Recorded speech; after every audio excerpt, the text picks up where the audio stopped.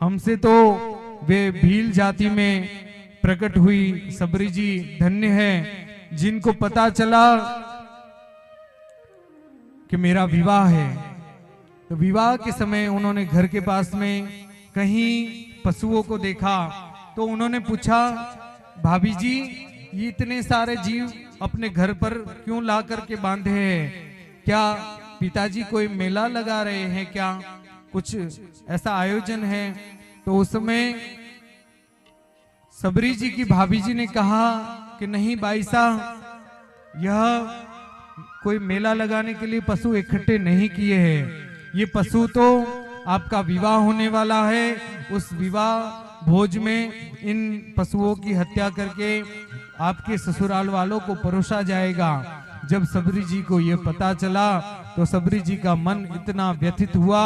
एक विचार करिए कि जो भील जाति में प्रकट हुई थी, उन्होंने तय कर लिया कि मेरे विवाह करने पर इतने सारे निर्दोष जीवों की हत्या होगी, तो यह निश्चय कर लिया कि मुझे विवाह ही नहीं करना। जब मैं विवाह करूंगी तब जाके इतने सारे निर्दोष जीवों की हत्या होगी ना। तो जैसे ही जिस दिन विवाह होने वाला था उसकी पूर्व रात्रि को, मध्य रात्रि को सबरी जी अपना घर छोड़ करके जंगल में प्रस्थान कर जाती है।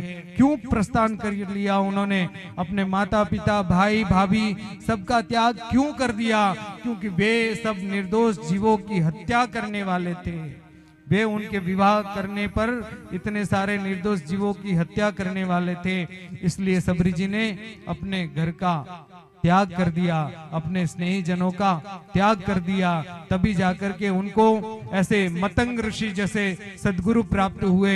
आप भी चाहते हैं कि आपको भी सदगुरु मिले, तो उससे पहले आपको ऐसी पूर्व तैयारी सबरी जी की जैसे करनी पड़ेगी।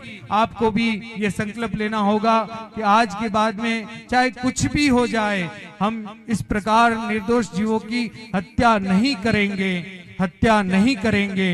अभक्ष्य वस्तुओं को हम अपनी भोज्य सामग्री में स्वीकार नहीं करेंगे।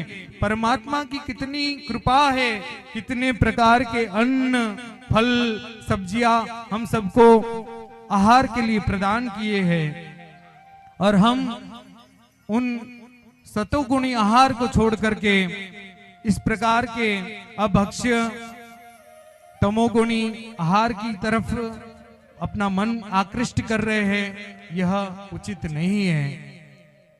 जो लोग निर्दोष जीवों की हत्या करते हैं, मदिरा पान करते हैं, वे लोग कभी भी स्वर्ग को प्राप्त नहीं हो सकते, कभी भी गोलोक उन्हें प्राप्त नहीं होगा।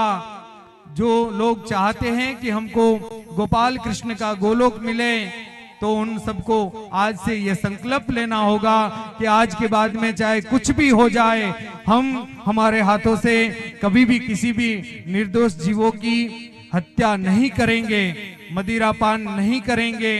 तभी परमात्मा हम सब पर प्रसन्न होंगे। हम भी चाहते हैं कि हम सबको सबरी जी की जैसे सदगुरु मिले, तो हम सबको यह संकल्प करना होगा।